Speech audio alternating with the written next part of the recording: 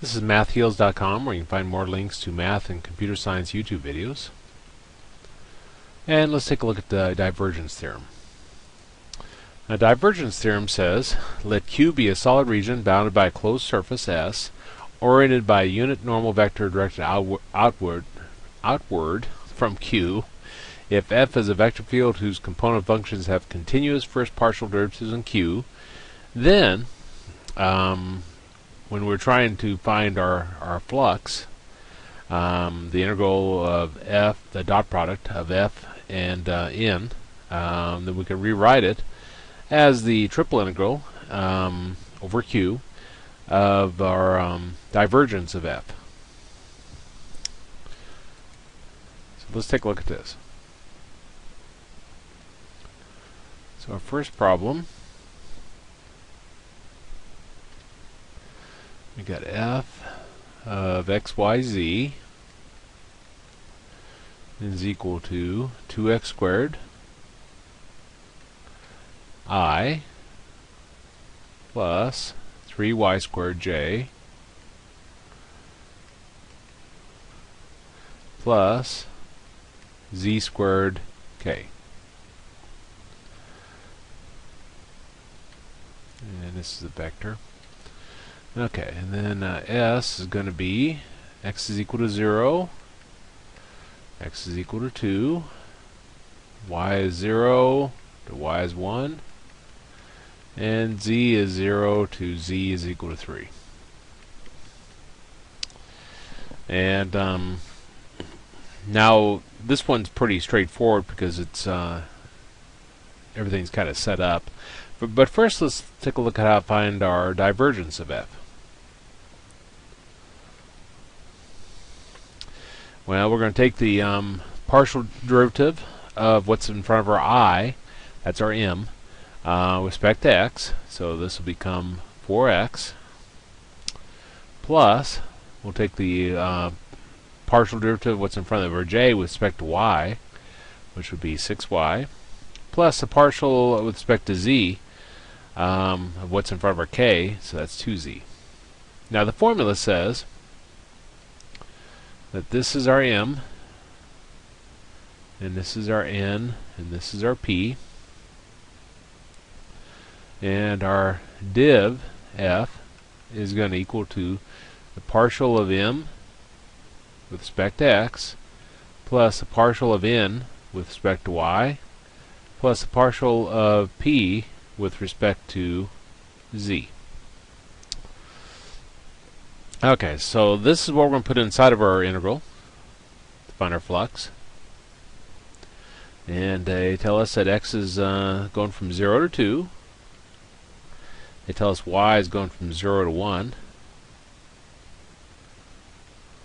And then z is going from 0 to 3. And we'll put our divergence of f in here. So we got 4x plus 6y plus 2z.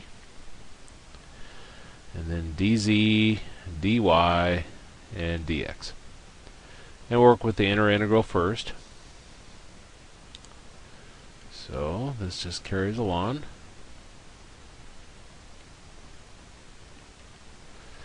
And we're integrating with respect to z, so this becomes 4xz plus 6yz plus 2 times 1/2 z squared, from z is equal to 0 to z is equal to 3, dy dx. Well, if I plug 0 in for z, put 0 here, 4x times 0 is 0. If I put 0 here, 6y times 0 is 0. If I put 0 here, 0 squared is 0 times anything is 0. So that drops away. So the only thing we have to worry about plugging is the 3. So this will be from x is equal to 3, or x equals 0 to x equals 2, and y is equal to 0 to y is equal to 1. And let's plug the 3 in. So we got 4x times 3 plus 6y times 3 plus these two cancel, and we got 3 squared dy dx, which gives us let's see, x is equal to 0 to x is equal to 2. Y is equal to 0 to y is equal to 1. And we got, let's see, 12x plus 18y plus 9. And now we're ready to take our next integral. So we're going to integrate with respect to y.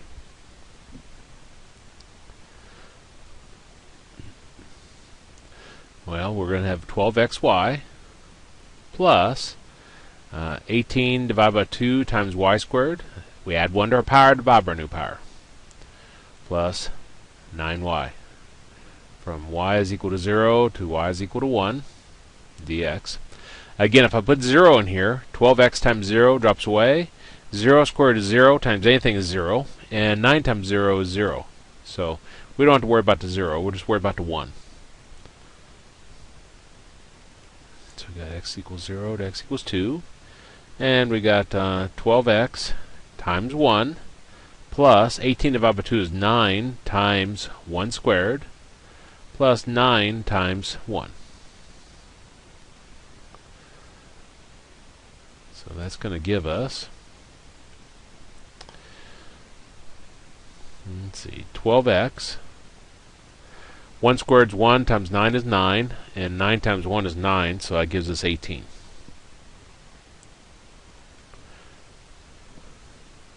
Okay, now we're ready to integrate with respect to x. So this is going to become 12 times 1/2 x squared plus 18x. From x equals 0 to x equals 2. Now I like to put these here. X equals 0, x equals 2. To me it flows so much smoother. You know exactly what you're plugging in all throughout the process.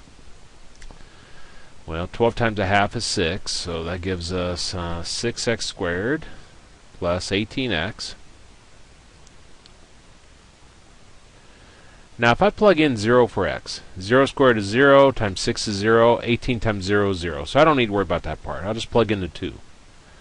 So I'm going to have 6 times 2 squared plus 18 times 2. 2 squared is 4, times 6 is 24, plus 18 times 2 is 36, and adding those together gives us 60. And that's our answer. Let me go ahead and save that. This is the divergence theorem.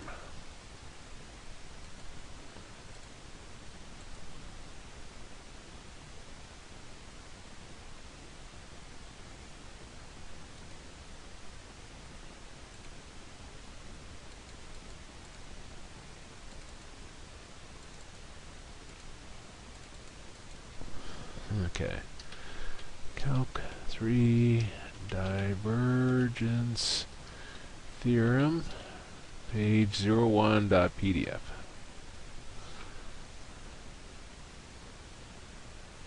It's kind of weird I had that one named. I wonder if that worked. .pd.pdf. May have to go back and correct that. And let's take a look at our second problem. Same instructions, use the divergence theorem. So we got f of x, y, z is equal to 2xi plus 2yj plus 2zk. And s is x squared plus y squared plus z squared equals 4. Okay. Now, first let's find div f. So our divergence of f. Take the derivative of this with respect to x. That'd be 2. Oops. Plus, take this derivative of this with respect to y. That'd be 2. Plus the derivative of this with respect to z, which would be 2, which gives us 6. Now our setup on this, and we'll come back to this, but we have our div f here in the middle, so we'll have 6 here. That's our start of it. Okay, now we need to figure out what to put here. And I was going to put the x's, y's, and z's, and you could do that. But since this is a sphere, changing these to spherical will make this a lot easier. Well, this is going to go from theta is equal to 0 to theta is equal to 2 pi. And phi is equal to 0 to phi is equal to pi. And rho is going to equal 0. Hopefully I'm saying that right. Phi, phi. I keep getting it mixed up. If I had any kind of memory, it'd be scary. Okay, so 0 to 2. Our radius is 2, so that's why we go from 0 to our radius. Now, if I think of a sphere going around like this,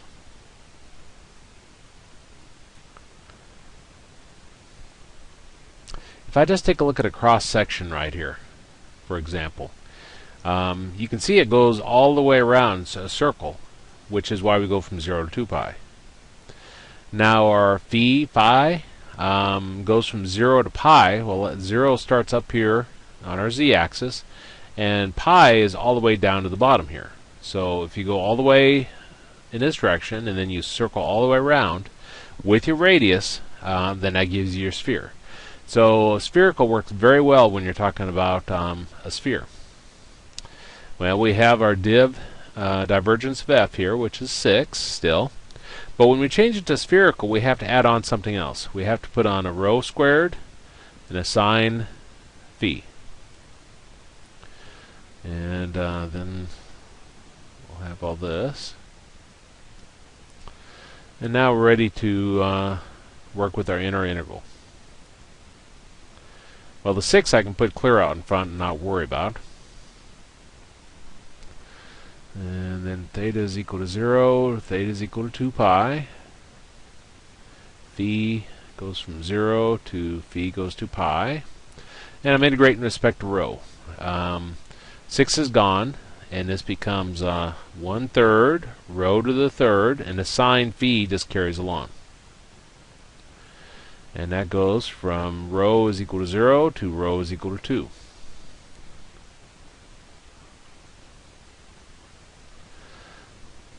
Okay, well the 1/3 I can put completely out in front and not worry about it. So we got 6 times 1/3.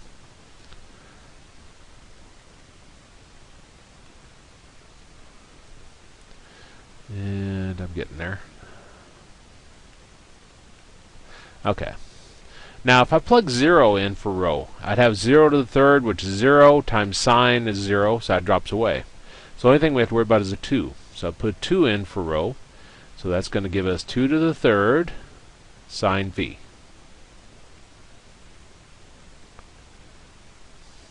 Well, 2 to the third is 8, and I can put that completely out in front. So I got 6 times 1/3 times 8.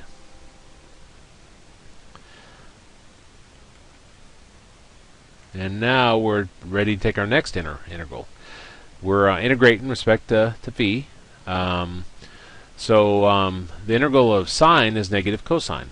So this can become negative cosine of phi from phi is equal to 0 to phi is equal to pi.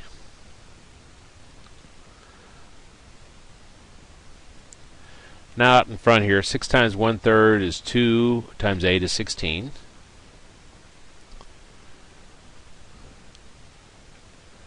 And this time I'm ready to, actually I can put the negative out in front too, so I'm going to do that. That's negative 16.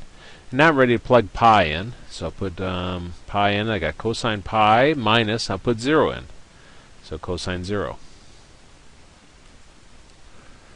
So that gives us negative 16. Theta is equal to 0 to theta is equal to 2 pi. Cosine of pi is negative 1. Minus, cosine of 0 is 1. D theta. Okay, well negative 1 is negative 2, so I can move it out in front. So we've got negative 16 times negative 2. And I'm integrating with what's left. There's nothing left after I move those out in front, so we got the invisible 1 here, so integrating with respect to theta, it just becomes theta. From theta is equal to 0 to theta is equal to 2 pi. Well, negative 16 times negative 2 is 32. and I'll plug in 2 pi for theta. So I got 2 pi minus, I'll plug 0 in for theta, which is 0 drops away, and 32 times 2 gives us 64 pi. And that's our answer. Let me go ahead and save that.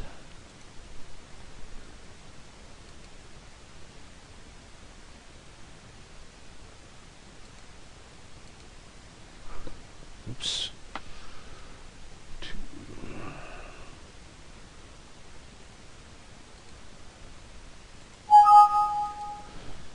Okay. And let's look at our next problem.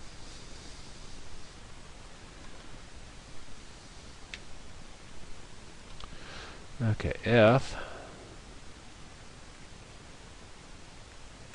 is equal to 2x I plus y squared j plus 2z k. And S will be x squared plus y squared is equal to 9. And z is equal to 0, and z is equal to 5. Okay, well first let's look at finding our divergences of f.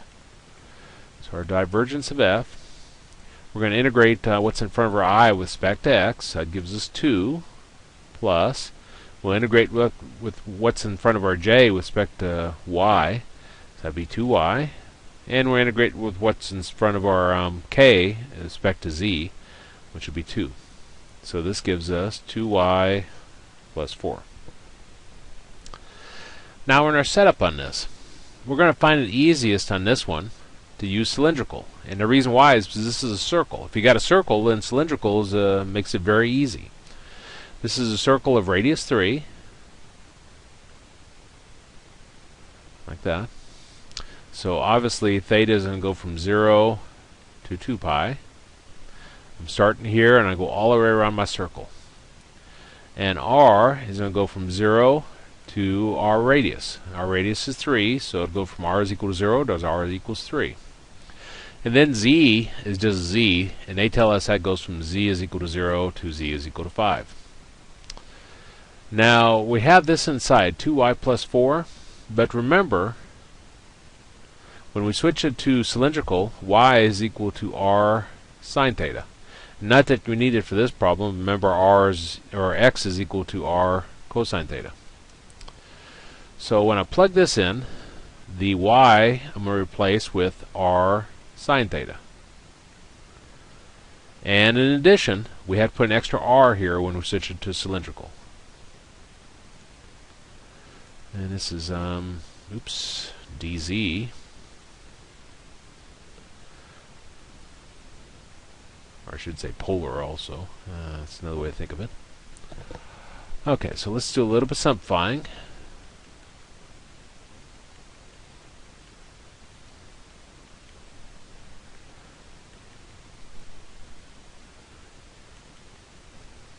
Just about there. Okay. So I'll multiply the r through. So r times 2r sine theta is going to give us 2r squared sine theta. R times 4 is going to give us 4r.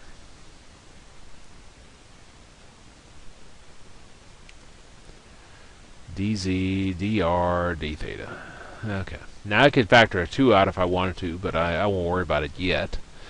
I'll do the inner integral. Integrate this with respect to z. Okay, so that's going to carry down. And then we got r is equal to 0 to r is equal to 3. Well, there is no z's here, is there? So this just becomes 2r squared sine theta z plus 4rz. From z is equal to 0 to z is equal to 5. Dr d theta. Well, yeah,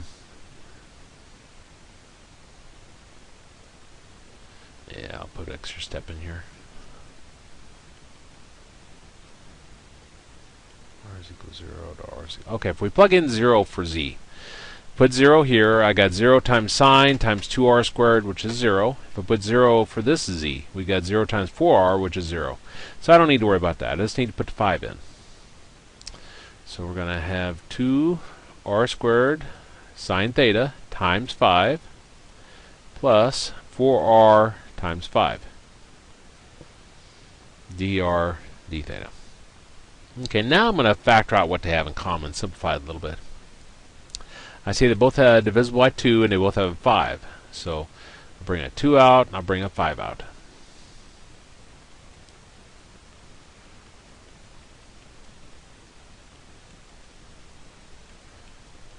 Okay, so what's left inside? That 2 is gone, this 5 is gone, so we're left with r squared sine theta. And 4 divided by 2 is 2, and we're left with that r, and that 5 is gone. And then dr d theta.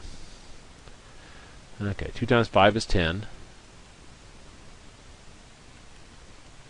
Now we're ready to integrate with respect to r. So this becomes 1/3 r to the third sine theta plus 2 times 1/2 r squared from r is equal to 0 to r is equal to 3 d theta. Yet again, 0 doesn't do me any good. If I plug 0 in, 0 to the third is 0 times 1/3 is 0 times sine is 0. If I put 0 here, 0 squared is 0 times, well, those cancel. But that drops away. So the only thing we have to worry about is putting a 3 in.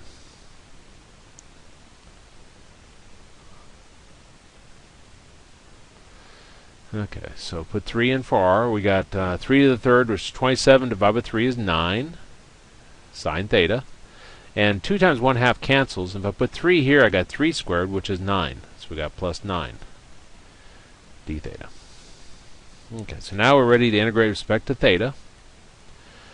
So for sine, it gives us negative cosine. So this becomes a negative 9 cosine theta plus 9 theta from theta is equal to 0 to theta is equal to 2 pi.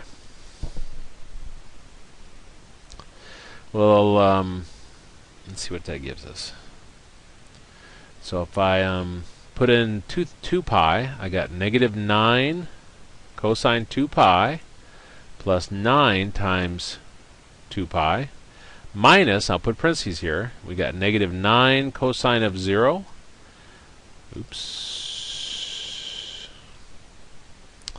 plus 9 times 0.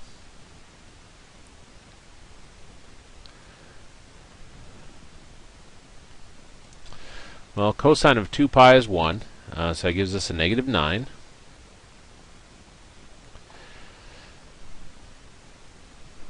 Okay, and then 9 times 2 pi is 18 pi. And minus, well, cosine of 0 is 1, so negative 9 times 1 gives us negative 9. And 9 times 0 drops away, which gives us negative 9, negative gives us a positive 9, so those are going to cancel. So we got 10 times 18 pi, which gives us 180 pi. And that's our answer. So let me go ahead and save that.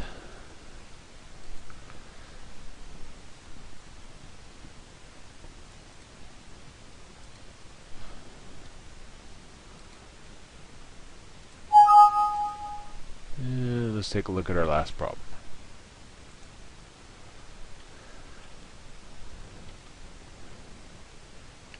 It's really a pretty easy section. Okay, F is going to equal to 2x to the third I plus 5x squared yj plus e to the xy k. And then s is the bounds. Z is equal to 5 minus y. Z is equal to 0. X is equal to 0. X is equal to 2. And y is equal to 0. Okay. we need our divergence of f. So let's go ahead and find that. So we're taking the partial derivative of 2x to the third with respect to x. That gives us 6x squared. Plus, then we'll take the partial of this with respect to y, which we treat the 5x squared as a constant, and derivative of y is 1, so that drops away, so we got 5x squared. And then we'll take derivative of the e to the xy with respect to z, and there is no z, so that becomes 0. So this gives us 11 x squared. Okay, so now our setup. Begin with, it tells us x goes from 0 to 2, so that's pretty straightforward. Y, it says it goes from 0 to something. We'll come back to that. That's the only interesting part of this problem, actually. And then they tell you to go from z is equal to 0 to z is equal to 5 minus y. Well, let's look at our y's. We got z is equal to 5 minus y. If I'm integrating, by the time I get here, the z's are gone. So we can put 0 in for z, and then solve for y, and we get y is equal to 5. So this is actually y is equal to 0 to y is equal to 5. Now I'll put my divergence of f in here, which we said was 11x squared. dz, dy, dx. 11 I can put out in front, so I don't have to worry about it. Got x equals 0 to x equals 2, and y is equal to 0 to y is equal to 5. Now we're integrating with respect to z, so this is going to become x squared z from, I said it, but I didn't write it, x squared z from z is equal to 0 to z is equal to 5 minus y. Now again, if I didn't put these variables on here, I might have missed that. So again, little things like that you can do to help prevent mistakes. That's a key in life. Nobody in real life out in the workforce wants you to make some kind of costly mistake. Now if I put 0 in for z, I'll have 0 times x squared, which is 0, so that drops away. So the only one we have to worry about is the z equals 5 minus y. So I'm going to have x squared times 5 minus y dy dx, which gives us, do a little bit of simplifying, x squared times 5 gives us 5x squared. X squared times negative y gives us negative x squared y. And now we're ready to integrate with respect to y. Okay, so x is equal to 0 to x is equal to 2. Integrate in respect to y, we have 5x squared y minus 1/2 x squared y squared. You add 1 to your power, divide by your power. And that's going from y is equal to 0 to y is equal to 5. Now again, if I put 0 in for y, things drop away. 0 times 5x squared drops away. 0 squared is 0 times 1/2 x squared drops away. So the only thing we have to worry about is putting a 5 in. Okay, so we got 5x squared times 5 minus 1/2 x squared times 5 squared dx.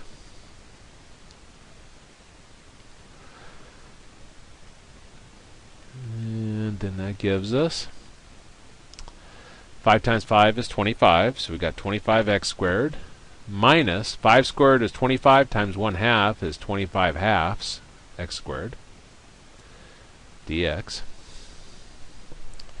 Now I could do a little bit of simplifying here since they're both x squared. Oops, it's not pi.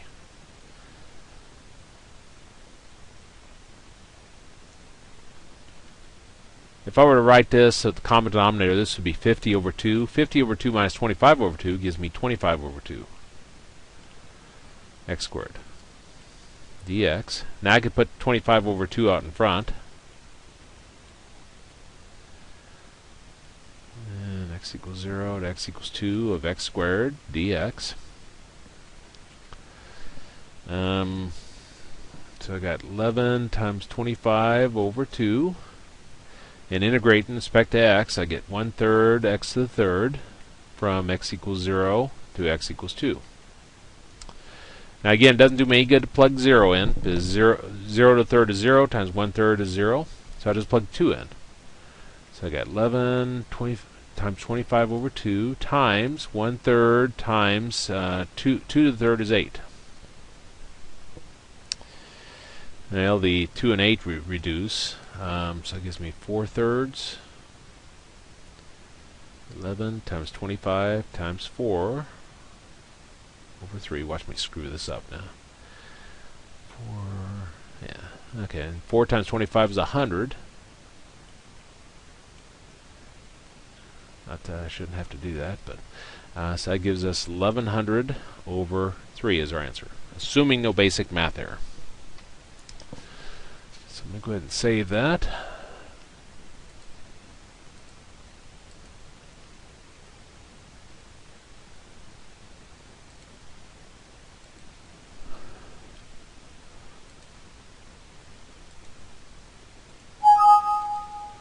And this is the divergence theorem, so I'm going to go ahead and stop the recording.